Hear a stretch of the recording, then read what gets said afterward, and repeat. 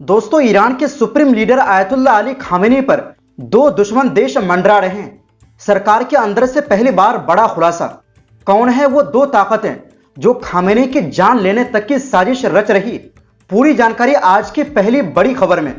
और अगली खबर में आपको बताएंगे रूस यूक्रेन युद्ध को खत्म कराने के लिए तुर्की खुलकर मैदान में उतर गया है। एर्दोगान ने पुतिन से किया सीधा फोन।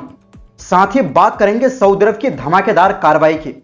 पूरे देश में चला बड़ा अभियान, 14,000 विदेशी गिरफ्तार, हजारों को किया डिपोर्ट। जानेंगे इसमें किस देश के हैं सबसे ज्यादा लोग। और साथ में आपको बताएंगे अमेरिकी राष्ट्रपति ट्रंप और चीनी राष्ट्रपति जिनपिंग के बीच फोन कॉल। ताइवान को लेकर चीन ने फिर भरी हुंकार। तो बिना समय गवाए बात करते हैं खबरों की। दोस्तों, ईरान के supreme leader Ayatollah Ali Khamenei की हत्या की जा सकती है। ईरान की इंटेलिजेंस मिनिस्ट्री ने कहा है कि खामेनी की हत्या और देश को अस्थिर करने की साजिश रची जा रही। इस कथित साजिश में अमेरिका और इजराइल शामिल है।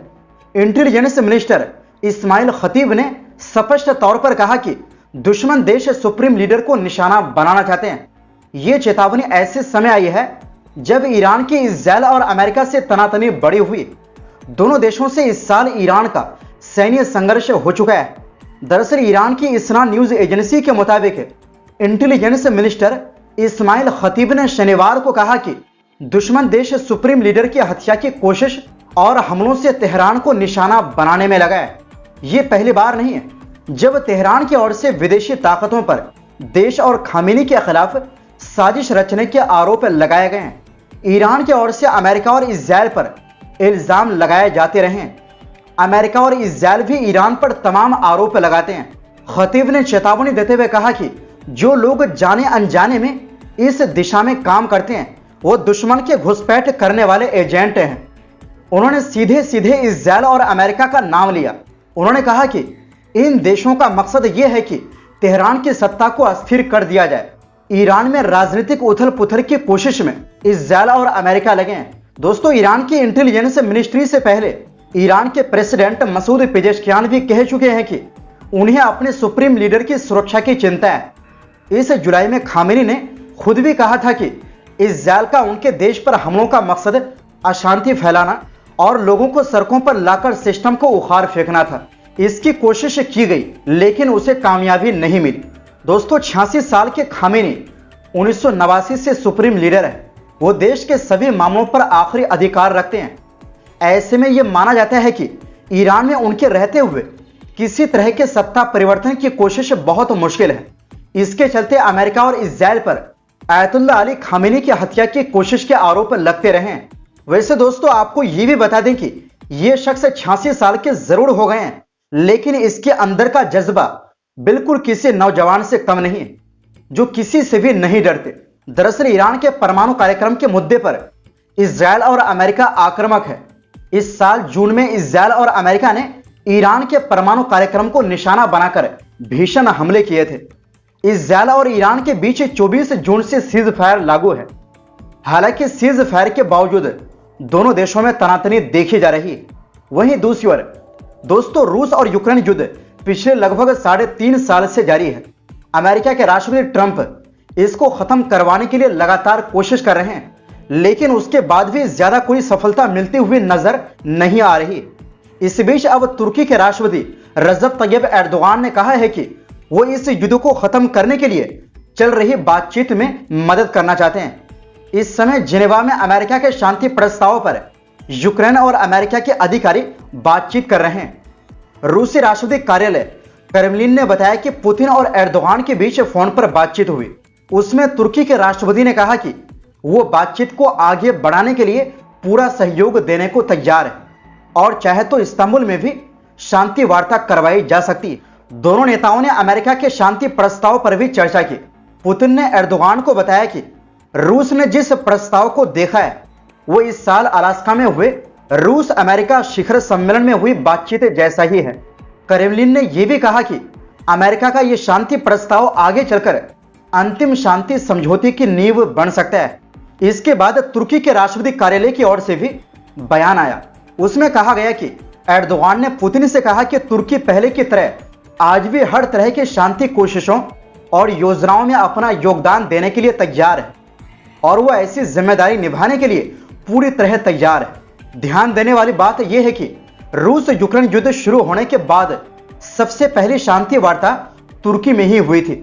उस समय रूस बातचीत के लिए तैयार था क्योंकि उसने जमीन का कुछ हिस्सा जीत लिया था, लेकिन यूक्रेन ने अमेरिका के भरोसे पर वो प्रस्ताव स्वीकार नहीं किया। इसके बाद भी कई बार तुर्की में बातचीत हुई, लेकिन कोई बड़ी तरक्की यानी बातचीत आगे नहीं हो पाई। वैसे दोस्तों, आपको बता दें कि इस वक्त अमेरिकी राष्ट्रपति ट्रंप है और ट्रंप लगातार जेलेंस्की पर दबाव बना रहे हैं और रूस के पक्ष में प्रस्ताव सामने ला दिया है। वहीं दूसरी ओर दोस्तों, सऊदी अरब ने बड़े पैमाने पर अभियान चलाते हुए 14,000 से ज्यादा विदेशी नागरिकों को डिपोर्ट किया है। सऊदी अरब के गृह मंत्रालय ने बताया कि देश भर में चल रहे कैंपेन के तहत एक हफ्ते में 14,206 लोगों को निर्वासित किया गया है, यानी देश से बाहर निकाला गया है। यह कैंपेन रेजिडेंसी, लेबर और बॉर्डर सिक्योरिटी कानूनों का उल्लंघन करने वालों को पकड़ने के लिए चलाया जा रहा है। इन उल्लंघनों में खास तौर से यमन और इथोपिया के नागरिक पकड़े गए हैं। गल्फ न्यूज की रिपोर्ट के मुताबिक मंत्रालय ने अपने बयान में बताया है कि 13 से 19 नवंबर के बीच सिक्योरिटी फोर्स ने दूसरी सरकारी एजेंसियों के साथ मिलकर ऑपरेशन चलाया है। इसमें 22,094 लोगों को गिरफ्तार किया गया है। इन गिरफ्तारियों में रेजिडेंसी नियमों का उल्लंघन करने वाले 13,750, बॉर्डर सिक्योरिटी नियमों का उल्लंघन करने वाले 4,781 और लेबर कानूनों का उल्लंघन करने वाले 3,624 लोग हैं। सऊदी अधिकारियों ने कहा कि 21,856 लोगों को ट्रैवल डॉक्यूमेंट लेने के लिए उनके डिप्लोमेटिक मिशन भेजा गया। इस दौरान 4,555 लोग ट्रैवल प्रक्रिया पूरी कर रहे थे। सऊदी में गैर कानूनी तरीके से घुसने की कोशिश में 1867 लोगों को गिरफ्तार किया गया है। इनमें 34% यमन के और 65% इथोपिया के लोग थे और सऊदी अरब से गैर कानूनी तरीके से निकलने की कोशिश में 29 लोग पकड़े गए हैं। सऊदी अफसरों ने नियम तोड़ने वालों को ट्रांसपोर्ट करने, काम पर रखने या पनाह देने के आरोप में 32 लोगों को गिरफ्तार किया है। अधिकारियों ने बताया कि 30,055 बाहर से आए लोगों में 28,469 पुरुष और 1,586 महिलाएं हैं। ये अभी डिपोर्टेशन से पहले की प्रतिक्रियाओं से गुजर रहे हैं। सऊदी सरकार ने कहा है कि नियम तोड़ने वालों की मदद करने या पनाह देने वालों के लिए कड़ी सजा होगी। इसमें 15 साल की जेल, 1 मिलियन रियाल तक जुर्माना और प्रॉपर्टी को जब्त करना शामिल है। ऐसे में सभी नागरिकों को कानून की प्रतिक्रियाओं का पालन करना जरूरी है। वहीं दूसरी ओर दोस्तों, चीनी राष्ट्रपति शी जिनपिंग ने सोमवार को अमेरिकी राष्ट्रपति डोनाल्ड ट्रंप से फोन पर बातचीत की। शी जिनपिंग ने बातचीत के दौरान ताइवान को चीन का हिस्सा बताया। सरकारी समाचार एजेंसी शिन्हुआ के अनुसार शी जिनपिंग ने कहा कि ताइवान का चीन में लौटना सेकेंड वर्ल्ड वॉर के बाद बनी अंतर्राष्ट्रीय व्यवस्था का अहम हिस्सा है। बातचीत के दौरान जिनपिंग ने कहा कि चीन और अमेरिका ने सेकेंड वर्ल्ड वॉर में एक साथ लड़ाई की थी, उन्हें जीत की मिलकर रक्षा करनी चाहिए। व्हाइट हाउस ने भी दोनों नेताओं के बीच बातचीत की पुष्टि की, हालांकि ज्यादा जानकारी नहीं दी।